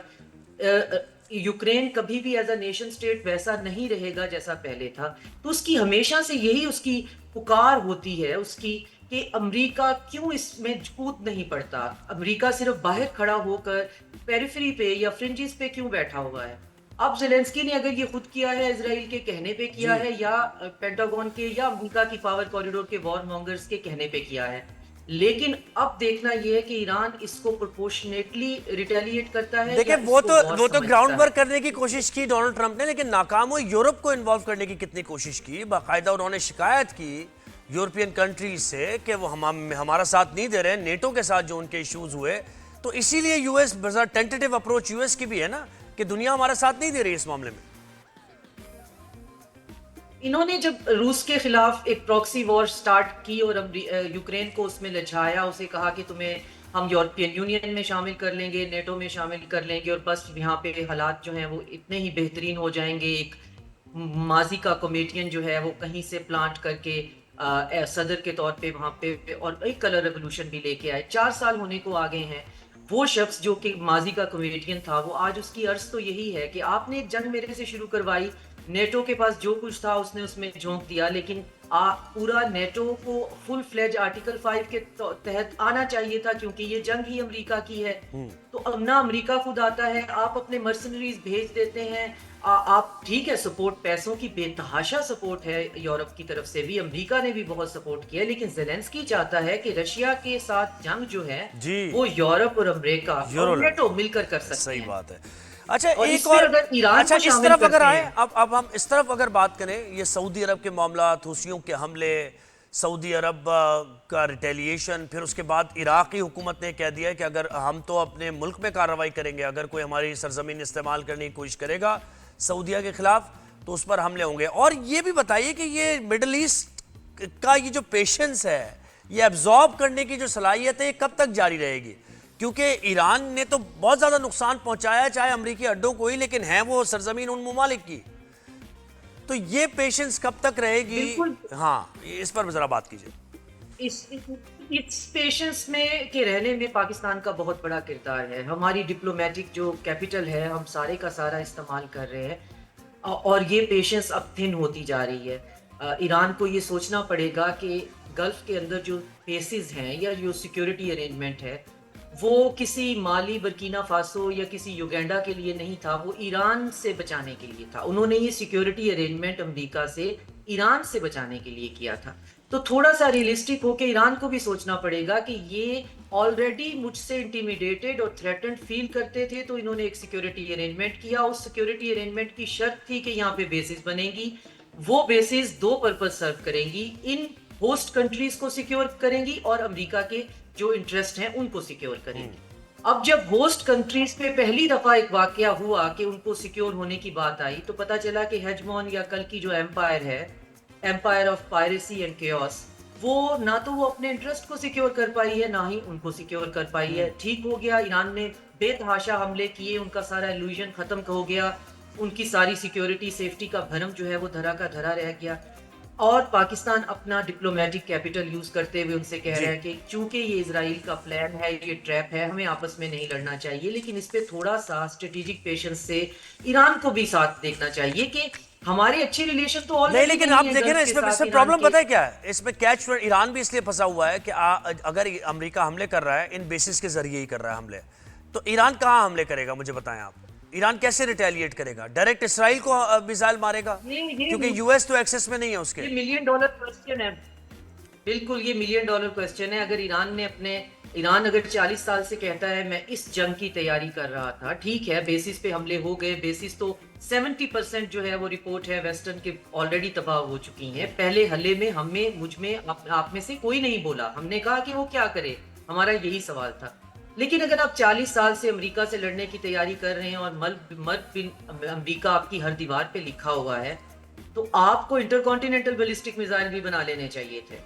आपको ये पता होना चाहिए था कि ये गल्फ के कंट्रीज मेरा नेबरहुड है। लेकिन जनाब आली, ऐसा तो नहीं हो सकता ना कि मेरे नेबर से मेरे ऊपर हमले हो रहे हैं, मैं वहां से उनकी रसद ना खत्म करूं और मैं डायरेक्ट हमले करूं। ये बड़ी एक अजीब सी बात है कि जहां से हमले हो रहे हैं वहां की बेसिस खत्म करनी है ना। हमले तो करने चाहिए, नहीं उस पे देखें, जहां से डायरेक्ट हमले हो रहे हैं वहां हमले। अमेरिका पे जब तक डायरेक्ट हमले नहीं होंगे, ये कभी भी जो है वो इस चीज से पीछे नहीं हटेंगे। जो भी ये कर रहे हैं, ये बाज नहीं आएंगे। अच्छा, आप किसी मौके पर आने वाले वक्त में बूट्स ऑन ग्राउंड की सूरत हाल, B2B बॉम्बिंग, इस किस्म की सूरत हाल देख रही हैं इस खित्ते में, रीजन में, या नहीं? अब वो माहौल नहीं रहा। B2B जो बंकर बस्टर है वो तो ऑलरेडी इस्तेमाल कर चुके हैं दोबारा से, आप यानी टेबल पे जरूर है। हाँ, दोबारा से भी ये करते रहेंगे। ये उन पहाड़े, बस फर्क ये पड़ा है वो पहाड़ थोड़े से और काले हो गए हैं। ये बम्बार्डमेंट बहुत स्वेर वहां पे कर रहे हैं और पता नहीं अपना आर्सनल जो ऑलरेडी डिप्लीटेड है उसे और क्यों डिप्लीट कर रहे हैं, क्योंकि उन पहाड़ों के अंदर रत्ती बराबर भी फर्क नहीं पड़ रहा। वो नेचुरल एक जियोग्राफी है। अच्छा, एक खबर आपने जरूर देखी होगी कि बर्तानिया में भी अमरीकी जो फौजी अड्डे हैं वो अलर्ट हैं और वहां जहाज, ये क्या इंडिकेट कर रही है चीज? जैसे हम यूरोप को इन्वॉल्व करने की बात कर रहे थे। हाँ, तो देखें, आप वॉर का आउटकम ऑर्गेनिक होता है, वो स्टार्ट करने वालों के हाथ में नहीं होता। अगर ज़ेलेंस्की इस तरह कूद पड़ा है और रशिया और ईरान की जंग इकट्ठी होने जा रही है, जो कि मेरा बहुत बड़ा खौफ है कि ये एक ही थिएटर बन जाएगा, तो फिर तो यूरोप जो है वो तो रशिया के साथ तो उनकी विसरल लोथ है और परपेचुअल हेट्रेड के साथ वो जी रहे हैं पिछले कम से कम 200 साल से। खास तौर पर ब्रिटिश जो हैं उनका इंपीरियल जो है नफरत है रशिया की, रशियन जार इंपीरिकल जो है उससे है। बिल्कुल। तो उसमें तो वो इस थिएटर का एक्सपैंड हो जाना तो बहुत नॉर्मल सी बात होगी, और वो बिल्कुल। एक्सपैंड हो भी रहा है। हमने कभी सोचा होगा कि क्या यूक्रेन जो है वो ईरान की जंग में इस तरह कूद पड़ेगा इस तरह कि कूद डायरेक्ट पड़ेगा? हमले पुरानी करने लग दुश्मनी जाएगा? है जी, पुरानी दुश्मनी नहीं। है ये। तो आप देखें ना कि अफगानिस्तान से उनको निकाला है, तो वो भी जरा अपने स्कोर सेटल करने की कोशिश करता रहेगा ना रशिया। बहुत शुक्रिया, आपने वक्त दिया और बड़ा आपने जो बातें की, यकीनन लोगों ने ज़ाहिर है इससे कुछ ना कुछ अब इस पोजीशन में होंगे लोग कि असेस करके सूरत हाल का खुद भी तज्जिया कर सके। एक ब्रेक हमने लेनी है, ब्रेक के बाद वापस आएंगे। राइजिंग शाइन का सिलसिला जारी है, कहीं जाना नहीं।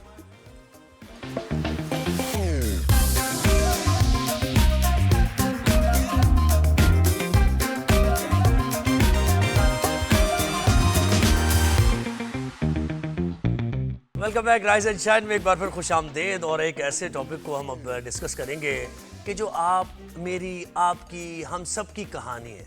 ये जो ब्रेन है ना, आपका जहन है, दिमाग है, अब पता नहीं क्या दिल से इसका रिश्ता है, दिल का दिमाग से रिश्ता है, दिल फैसले लेता है या दिमाग फैसले लेता है, ये समझ से बाहर है। ये बहसें होती रहती हैं लेकिन समझ नहीं आता, दिल कुछ कह रहा होता है, कभी कभार दिमाग कुछ कह रहा होता है। कुछ शोरा ने भी इस पर बात की है, जैसे मुझे चैन क्यों नहीं पड़ता, एक ही शख्स था जहान में क्या। तो क्या कभी कभार आप एक ही शख्स के साथ आपकी एसोसिएशन इतनी स्ट्रांग हो जाती है, और अगर वो एसोसिएशन टू वे ट्रैफिक हो तो चले आपकी ज़िंदगी अच्छी हो जाए, आप ज़िंदगी में खुशियाँ बांटें, आप ज़िंदगी में बेहतर इंसान। लेकिन अगर वो एसोसिएशन वन साइडेड है, यानी आपको लगाव उस शख्स से बहुत ज़्यादा है और वो शख्स रिस्पॉन्ड नहीं कर रहा उसमें, तो क्या आपकी ज़िंदगी स्टक कर जाती है लाइफ? और ऐसी सिचुएशन में जब आपकी लाइफ स्टक कर जाए और आप कोई भी काम ना कर पाएं और वो इतना आपको कैप्चर कर ले वो थॉट, तो फिर आप क्या करें? हेल्पलेस हो जाए आप, बिल्कुल उसी के मुंतज़िर हैं आप, उसी की कॉल का इंतज़ार हो रहा है। वो एक बात कर ले शख्स आपसे तो आप खुश हो जाएं, वो बात ना करे तो आप नाराज़ हो जाएं, किसी काम में आपका दिल ना लगे। तो ये नफ्सियाती ताल्लुक़ है, ये वाइब्स का चक्कर है, ये दिल का रिश्ता है, ये दिमाग का रिश्ता है, आखिर ये है क्या? और इसके साथ साथ ही जुड़ी हुई सारी आपकी ये सोसाइटी है, ये आपके लोग हैं, आसपास उठने बैठने वाले। आप किसी एक से बात कर रहे हैं, 2-3 लोगों से आप बैठ के बात कर रहे हैं, लेकिन आपका दिमाग उस तरफ है नहीं, आपका उस चौथे आदमी की तरफ दिमाग है जिसको आपने दावत दी थी, मधु किया था, वो आया ही नहीं। निगाहें आपकी मुंतज़िर उसी आदमी की हैं। तो ये क्या है? ये कौन सी वाइब्स है? ये कौन सी वन साइडेड मोहब्बत का नाम भी लोगों ने इसको दिया है, कोई ताल्लुक़ का नाम भी दिया है। कुछ लोग कहते हैं नहीं मोहब्बत वगैरह नहीं है, बस एक होता है कि आपको किसी के साथ आपकी फ्रीक्वेंसी मैच कर रही होती है, उसकी जो एक फील गुड फैक्टर है जब वो आपके साथ बैठता है। कभी कभार ये भी होता है, आपने और मैंने ये तजर्बा किया है कि कोई ऐसा शख्स जिसको आप चाहते हैं, जिसकी कंपनी और उसको एंजॉय करते हैं, अक्सर बैठे हुए 10-10 मिनट तक चुप बैठे हुए हैं लेकिन एंजॉय कर रहे हैं। फिर आप आधे घंटे उठ के आपने बड़ा मज़ा आया, आज बड़ा रिलैक्स हुआ मैं, हालांकि बात आपकी कुछ भी नहीं हुई। तो ये सारे मामलात हैं क्या? ये हमें साइकोलॉजिस्ट बता सकते हैं, साइकेट्रिस्ट बता सकते हैं। तो हमें ज्वाइन किया है डॉक्टर वजाद खान साहब ने, जो कि कंसल्टेंट साइकेट्रिस्ट हैं, और इससे पहले भी हमारे शो का नहीं, इससे पहले शो का हिस्सा बन चुके, फर्स्ट टाइम नहीं आए, ये पहले शो का हिस्सा। अस्सलाम वालेकुम, गुड मॉर्निंग डॉक्टर वजाद, कैसे अस्सलाम, कैसे आप? खैरियत से? ज़बरदस्त है। बहुत सी ऐसी होंगी जो आपसे आपकी कॉल का इंतजार कर रही होंगी, जिस तरह आप फिटफाट है माशाल्लाह से। अच्छा, फौरन तारीफ कर दी, लेकिन मैं पहले इनकी तारीफ करना चाह रहा था। जिस तरीके से आपने इंट्रो दिया है, मुझे तो लगता है दिल का मामला कोई यहीं पे ही बहुत बहुत बहुत गड़बड़ बहुत है, बहुत मुझे हो चुका, पकड़ बहुत आ हो गया है। चुका। वैसे उम्र गुजरी है इसी दशकी वैसे से मेरा आई। क्लिनिक 2 बजे स्टार्ट हो रहा था, लेकिन मुझे लगता है अभी हो चुका है। सही बात है।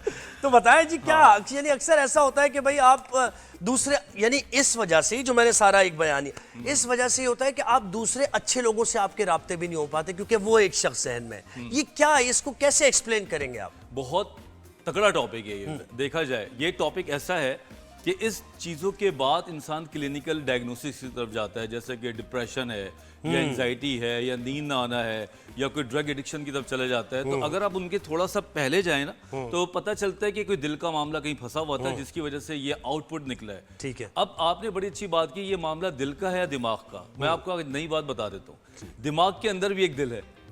दिमाग के अंदर भी एक दिल है, ये क्या बात कर दी आपने? दिमाग के अंदर एक दिल है जिसको कहते हैं इमिगडाला या लिम्बिक सिस्टम।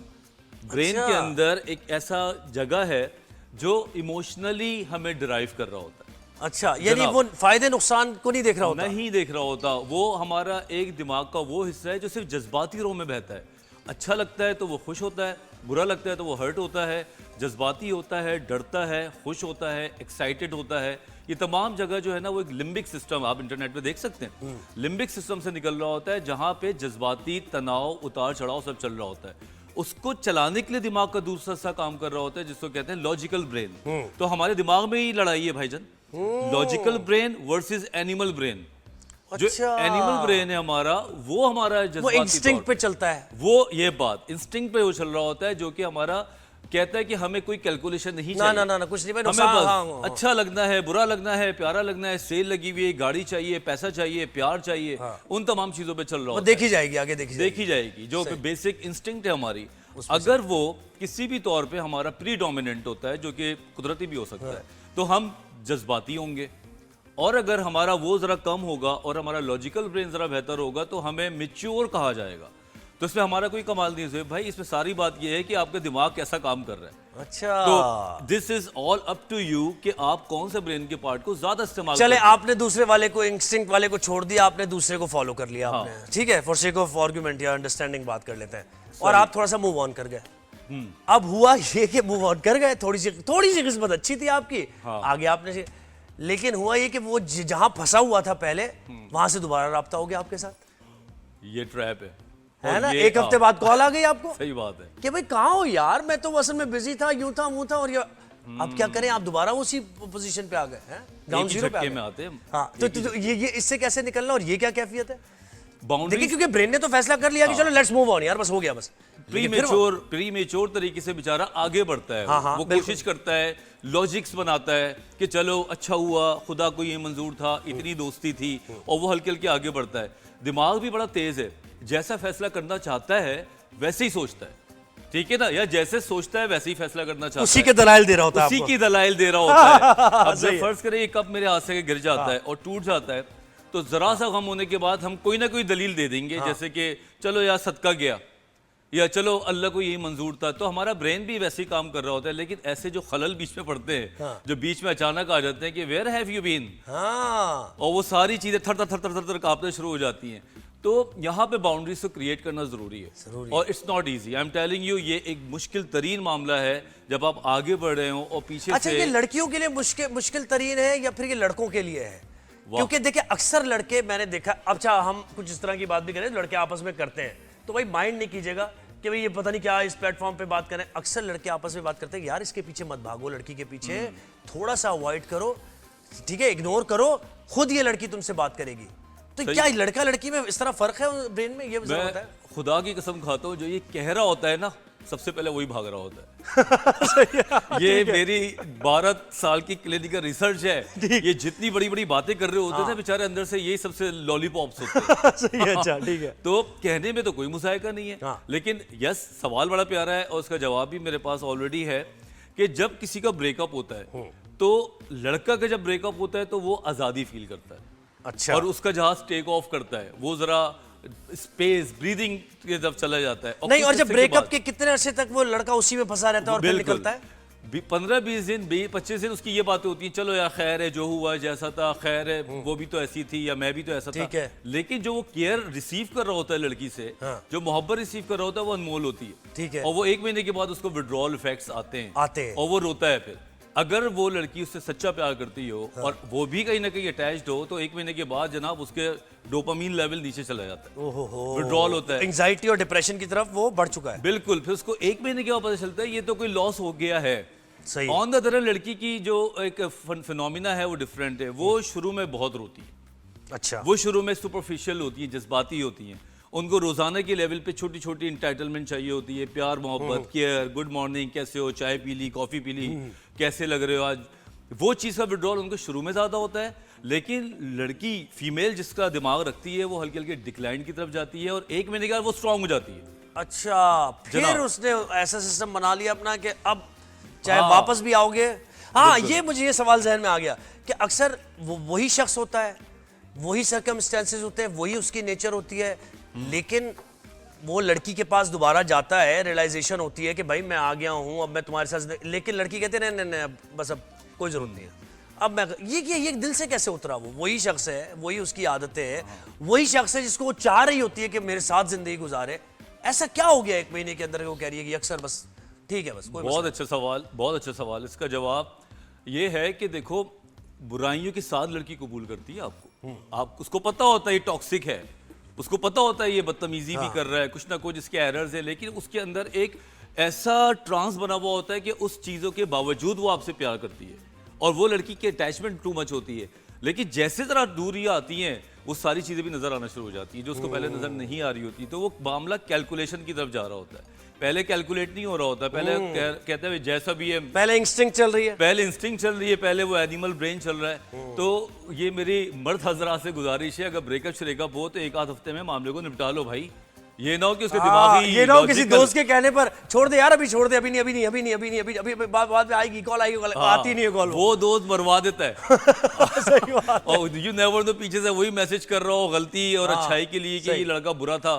दुनिया बड़ी खराब है ज़ुहैब भाई, आजकल सही बहुत बात कुछ चल रहा है। अच्छा, एक और चीज मुझे बताएं कि आपने किसी लड़के की हम बात करें कि वो किसी रिलेशनशिप में था और वो ब्रेकअप हो गया, अब किसी और लड़की के साथ वो रिलेशनशिप में, तो क्या ये उसके जहन में चल रहा है कि उस लड़की ने क्योंकि मुझे धोखा दिया था तो इस लड़की से वो बदले लेने की कोशिश करता है, या अनयूजुअल उसके बिहेवियर होते हैं, ऐसा है? ये भी वजूहत है? अमूमन जो साइकेट्रिक पर्सनैलिटीज इश्यूज है ना, जो ऑलरेडी ख़राब हैं, वो इन चीज़ों को गलत तरीके से इस्तेमाल कर सकते हैं। लेकिन एक बंदा उजला है, साफ़ सुथरा है, ज़िंदगी को उसने बिल्कुल क्लीन तरीके से गुजारा हुआ है, वो ये नहीं करता।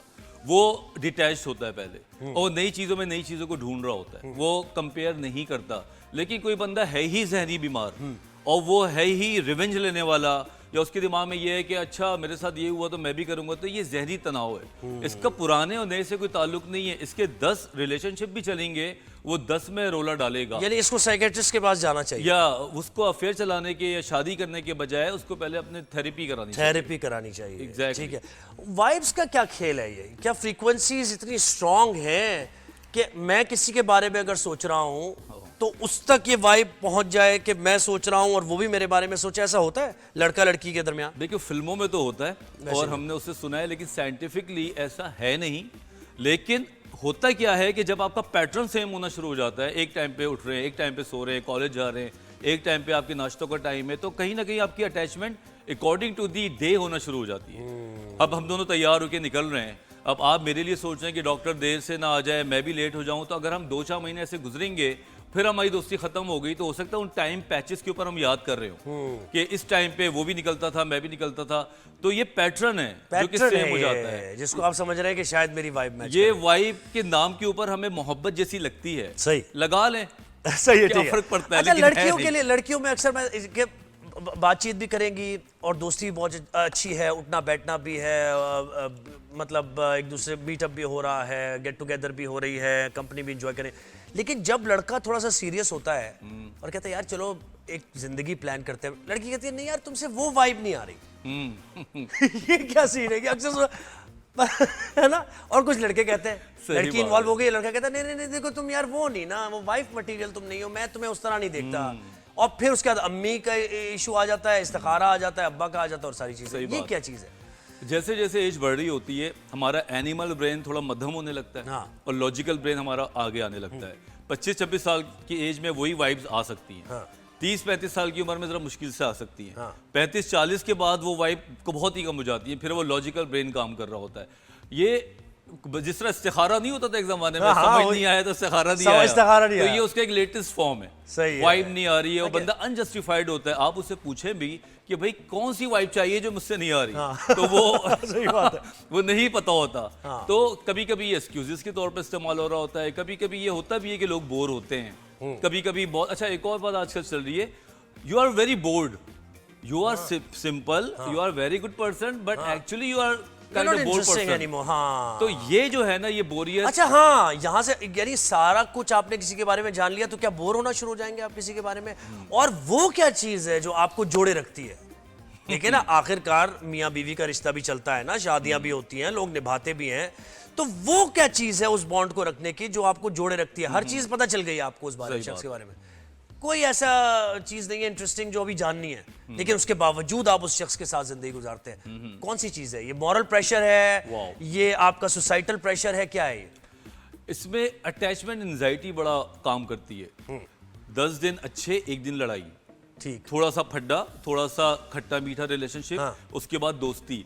जिसमें बिल्कुल ही आप यूं जा रहे होते हैं ना, जिसमें यानी आप अच्छा boredom, जा रहा है। तो वो खत्म हो जाता है। ये अल्लाह ताला ने दिमाग को बनाया है ऐसे कि जब तक आपके अंदर कोई चूं चा नहीं आती, आपको मोहब्बतें नहीं आती। खट्टे के साथ मीठा है और मीठे के साथ खट्टा है, तो थोड़ा सा आपको अनयूजुअल टाइप का होना भी पड़ता है। भाई जरा ऐसा ना हाँ। करें, सुन के जानबूझ के करने लोगों, नहीं, नहीं, गले में आ जाएगी कहानी। जानबूझ के नहीं हाँ, होगा। एक तो वैसे ही तुम लोग पिटते हो अपनी खवातीन से, अपनी बीवियों से डरते हो, तो जानबूझ के तुम फटे शटे करोगे तो ये मुश्किल हो जाएगा। नहीं, कहने का मकसद ये है कि जब भी आपके दिल में कोई फील आए ना, लड़ने की, बात करने की, आर्ग्यू करने की, कर लो। डिसेंट बनने की कोई जरूरत नहीं है, टू मच अच्छा बनने की कोई जरूरत नहीं। ये आप बातें इतनी जबरदस्त करें, मुझे पूरे वो हमारे दौर याद आ रहे हैं ना, है ना। लड़का, एक लड़की को कैसा लड़का पसंद है? बहुत डिसेंट, नीट एंड क्लीन, कि यहाँ अगर ये पेपर्स है तो ऐसे हो, ऐसे यूं ना हो, ठीक है, चाय पी रहा तो ऐसे पी ले। कैसा लड़का पसंद आता है लड़की को? बहुत साफ सुथरा, बहुत निपटक हुआ हुआ, या फिर जरा सा अनटाइडी भी होना चाहिए कि आप? ये बड़ा नया टाइप का क्वेश्चन है। हाँ। और इसका मैं जवाब भी बड़ा नया टाइप का दूंगा। टाइप है लड़कियों की। हाँ। कुछ लड़कियों की टाइप है जिनको बिल्कुल OCPD टाइप पसंद है, ये कि बिल्कुल मिस्टर टाइम टेबल हो। हाँ। और वो उसको बड़ा अच्छा लगता है, लेकिन at the end of the day वो उससे बोर भी हो सकती हैं। तो बहुत ज्यादा मिस्टर फौजी नहीं चाहिए होता लोगों को, थोड़ा सा टेढ़ा मेढ़ा चलेगा। दूसरा जो मेजोरिटी है, आई एम वेरी अमेज्ड कि टॉक्सिक लड़के पसंद आ रहे हैं। यार ये वैसे बड़ा अजीब ट्रेंड है यार। ड्रामों में भी अब ये दिखा रहे हैं हाँ। कि वो मतलब सब कुछ कर रहा है, जुल्म भी कर रहा है, लड़की को बांध रहा है रस्सियों हाँ। से, गैंगस्टर है, गोलियां चला रहा है, और लड़की उसी को आइडलाइज कर। यार ये मिल जाए मुझे, ये कौन सा ट्रेंड ये है? समझ नहीं आ रहा है हमारे भाई जो राइटर्स हैं, वो या तो रियलिटी को देख के ड्रामा बना रहे हैं या हम वहां से इंस्पायर हो रहे हैं। लेकिन देयर इज समथिंग कि टॉक्सिक लड़के, बदतमीज, गाड़ियों को टेढ़ा मेढ़ा चलाने वाले बहुत लोग को पसंद आ रहे होते हैं, और लोग उनमें फंस भी जाते हैं। हाँ। चाहे वो ड्रग्स ले रहे हों, चाहे वो बदतमीज हों, लेट नाइट जागने वाले हों, लेकिन वो शादी या रिलेशनशिप बनने के बाद बहुत मसले करते हैं। लड़कियों को मैं इस बारे में खबरदार करता हूं कि इन लोगों को आप अपेरेंटली हो कहते दूर के ढोल सुहाने, इट लुक्स लाइक गुड, लेकिन अगर आप लॉन्ग टर्म रिलेशनशिप चाह रहे हैं तो या तो उनको इंसान बना लें या आप उनसे दूर हट जाएं, क्योंकि ये शादी मटेरियल नहीं हो सकते। वो फिर आपको हमेशा लिविंग ऑन दी एज पे रखते हैं। हाँ, सही बात और फिर है। आपको ये पूरी फिर मेरे जिंदगी पास स्पॉइल होनी है आपकी। थेरेपी के लिए आना पड़ता है कि कल तो सही था, अचानक 2 दिन के बाद क्या हो गया। अच्छा, एक और सवाल है, लड़के आपस में कहते हैं कि मर्द बन भाई। क्या कर रहा है तू, मर्द बन यार। तो मर्द बनने से क्या एक्सपेक्ट करते हो? लड़की पे जुल्म करे, लड़की के उस अपर हैंड रखे अपना, क्या करे? मर्द कैसे बने? ये यूरोपियन कल्चर में या अच्छे लोगों में मर्द बनने को सबमिसिव कहते हैं कि आप लड़की की सुने, उसको प्रिंसेस बना के रखें, चाहे वो आपकी पहले बहन हो, माँ हो, आपकी महबूबा हो, आप उसकी सुने। ये बड़ी डीप साइंस है कि आप 3 बातें सुनते हैं और 4 बातें मनवा सकते हैं, लेकिन वो सब्र कहाँ है यहाँ? वो सब्र नहीं है कि यहाँ पे आप दूसरे पार्टनर की सुन लें और उसके बाद जब वो सुनने के बाद खुश रहे तो आप मनवा लें। यहाँ पे ये है कि आप ऊपर रहें। और आप यकीन करो, ये जो है ना, मैं आपको लम्हा फिक्रिया बताऊं, ये हमारी गुज़श्ता माओं से भी निकला है अपने बच्चों के लिए। उन्होंने ऐसे मर्द पाले, उन्होंने ऐसे बेटे रखेंगे, बेटा कभी नीचे ना लगी, कभी भी नीचे नहीं। बहनों के सामने भी उनको इनको गिलास लाके दो, इनको खाना लाके दो, ऑर्डर देते हैं, और बहनों से फिर वो बीवियां लेकर आते हैं। तो जो मर्द बनने की एक सुपरफिशियल और 2 नंबर तरीका है, औरत वो से कोई अच्छा जबरदस्ती काम कराया जा सकता है? कराया जा सकता है, बिल्कुल लोग कर रहे होते हैं, लेकिन दिल नहीं जीत सकते आप उसका। औरत के साथ जबरदस्ती करने का मतलब ये है कि आप अपेरेंटली तो दिल मतलब जीते हुए, लेकिन दिल आप नहीं जीत सके, और आप किसी औरत का दिल जीते बगैर उसके यार रह लें, ये नामुमकिन है। नामुमकिन है, नहीं, दूर होती जाएगी वो आपसे दूर होगी। अगर औरत का इमोशनली कनेक्शन आपके साथ नहीं है, आप लाख गाड़ियां गिफ्ट कर दें, मोबाइल गिफ्ट कर दें, वो आपको मजे ही नहीं करा सकता जो दिल जीतने के बाद आता है। और औरत का दिल जीतने के लिए थोड़ी इन्वेस्टमेंट चाहिए, थोड़ा सा टाइम, थोड़े से इमोशंस, थोड़ी सी तारीफें, थोड़ा सा अपने बारे में वैल्यू देना। अगर आप ये सब फ्री में आता है, अगर आप ये नहीं कर सकते तो आपको तहाइफ देने की या मोबाइल देने की कोई जरूरत नहीं। सही है। और एक और रेड फ्लैग क्या हो सकता है? कोई लड़की अगर किसी लड़के को देखे और अच्छा लग रहा है, क्या क्या चीजें ऐसी हैं जो नोटिस उसे करनी चाहिए एक लड़के के अंदर? नंबर 1 कि वो इज्जत देता हो, अपनी फैमिली के बारे में हमेशा अच्छी बात करता हो। जैसे वो आपसे कोई बात कर रहा है तो अपनी बहनों के बारे में क्या बात करता है, अपनी माँ के बारे में क्या बात करता है, उसका पॉलिटिकल व्यू कितना एक्सट्रीम है, ज़्यादा तो बेवकूफ़ों वाली पागलपन नहीं आ जाता।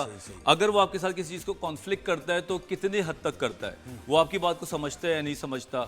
आजकल के दौर में तो ये भी ज़रूरी है कि घर के काम करने में वो आपका मदद करता है या नहीं करता, या वो रिजिड है कि मैं तो मर्द हूँ, मैं तो चाय का कप उठा के नहीं रखूंगा। तो ये आज के दौर के क्लियर रेड फ्लैग्स हैं। अगर आपको ये 5-6 रेड फ्लैग्स आ रहे हैं तो there is no point to go further down. क्या बात है वजाहत, बेहतरीन आपसे बात हुई। अभी तो और बातें करनी थी, तो आ रही है निकल रही थी। हाँ, सही बात है। बहुत शुक्रिया राइजन शाइन में वक्त दिया आपने। तो जनाब ये हमने बात की, आपने देखा सुना आपने क्या क्या चीज़ आपको देखना। एक ब्रेक लेते हैं, ब्रेक के बाद वापस आएंगे, कहीं जाना नहीं है, देखते रहिए राइजन शाइन।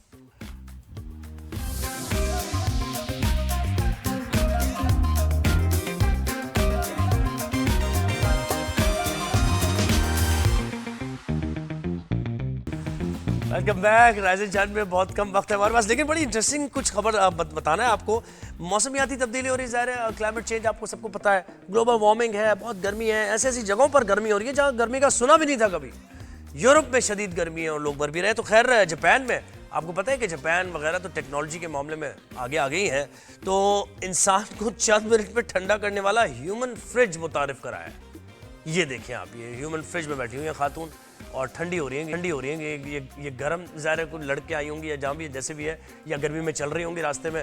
तो ये फैसिलिटी बनाई गई है कि आप इस फ्रिज में जाएं अंदर और आप अपने आप को ठंडा करें। ये जदीद कूलिंग सिस्टम है, ये रास्तों पर लगा हुआ है। जदीद कूलिंग सिस्टम है, जापानी कंपनी और सनती आलात बनाने वाली कॉरपोरेशन ने मुश्तरका तौर पर ये तैयार किया है और फौरी तौर पर आपकी पूरी बॉडी का टेम्परेचर ये डाउन कर देगी। यानी आप शदीद हीट वेव का शिकार जो जगह है या बहुत ज़्यादा गर्मी है तो फ़ौरन आप इस फ्रिज में जाएं और अपने आप को कूल करें। कूलिंग यूनिट तकरीबन 7 फीट ऊंचा और 3.9 फीट चौड़ा है, यानी एक इंसान के लिए तकरीबन ये, ठीक है। और कितने मिनट तक? 30 मिनट तक, 20 मिनट तक, 20 मिनट तक आप बैठ सकते हैं। उसके बाद दूसरे की बारी है किसी की, वो ऑटो सिस्टम है। 20 मिनट में वो कट डाउन हो जाएगी जो उसकी एनर्जी है। तो 20 मिनट बाद आप निकलें, किसी और को जगह दें, किसी और को ठंडा होने दें आप। तो ये अच्छा, सारिफ की हिफाजत के लिए निज़ाम 20 मिनट तक, जैसे मैंने आपको बता दिया, दुनिया का पहला ऐसा आला है जो पूरे जिस्म को बैक-वक्त ठंडा करेगा। अच्छा जी, एक यूनिट की कीमत है तकरीबन 15 लाख जापानी येन, यानी ये बनते हैं तकरीबन 10,000 अमरीकी डॉलर से ज़ायद। तो ये ह्यूमन फ्रिज आप देखें, क्या क्या अलग अलग इनोवेशन है, ज़बरदस्त। तो कल आपसे मुलाकात होगी राइजन शाइन में, अपना फीडबैक देते रहिएगा और राइजन शाइन देखना मत भूलिएगा। रिपीट भी हमारा ट्रांसमिशन चलता है और उसके बाद हमारे सोशल मीडिया पे भी क्लिप्स देखते हैं। तो ज़ुहैब हसन को दीजिए इजाज़त, कल आपसे मुलाकात होगी, अपना ख्याल रखिए।